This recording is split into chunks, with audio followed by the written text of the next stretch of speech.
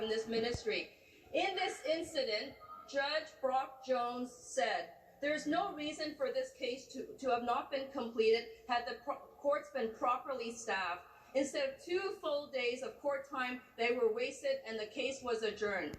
In an interview with CTV Speaker, Emily of Fergus, Ontario, the survivor was devastated after her case was tossed, and she shared this comment. "I crumbled," she said. "It took so much to even do that first step of giving my statement to the police and then going to the hospital. Then after a year and a half, I decided to go back to Toronto and face the trial, face this man and tell my story. Now it's over." Speaker, what does the Premier have to say to Emily and all the survivors seeking justice after allowing their rapists to walk free?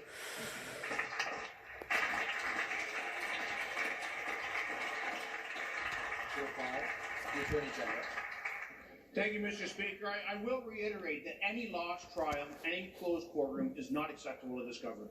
That is why we are picking up the pieces that were left behind by this group and this group, Mr. Speaker, because although they feign concern, Mr. Speaker, they're just chasing headlines and politicizing people's tragedies, Mr. Speaker. Oh my lord.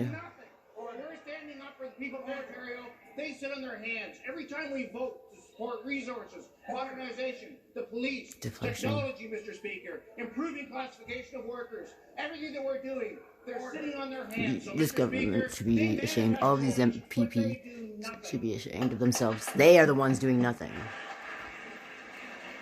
Because those bills all pass still.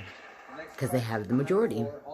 And yet, nothing gets done. Minister of Agriculture. At the beginning of October, the beef farmers were here for their annual lobby day. And during question period, the member from Peterborough-Kawartha lobbed a question over to the minister, asking how the government is ensuring the beef sector continues to fuel the economy. The minister reiterated contributions beef farmers make, but made no mention of the requested $100 million bump up to the risk management program, the #1 reason the beef farmers were here that day. RMP not only benefits beef, but also fruit, vegetable, grain, pork, oilseed lamb, veal, and pork producers. Speaker, that same day the minister said, and I quote, "Ontario beef farmers understand that they finally have a government that listens and understands." And this morning we keep hearing about the carbon tax and how it is hurting our farmers. And yet, it is indeed regressive and unfair, but there's a saying where I come from. Maybe you should stick to your knitting. Because this government has an avenue, it has an opportunity to support our farmers. Speaker, if this government and the minister have listened and understood, why haven't Ontario farmers seen an increase to RMP? Minister of Agriculture, Food and Rural Affairs. Very much.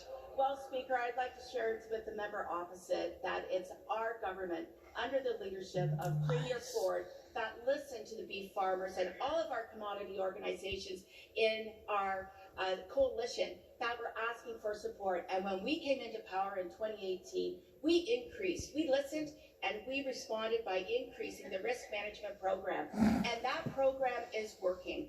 That program has done so well. I can tell you with absolute certainty that our grain farmers of Ontario were kept whole because of the progressiveness and the assertiveness we've addressed that program.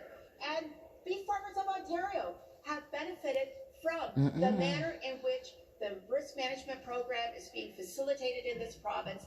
And actually, it worked for them this year, and they're being kept whole. And Speaker, I can't wait till next Monday when I make an announcement that absolutely demonstrates how we continue to support farmers in Ontario.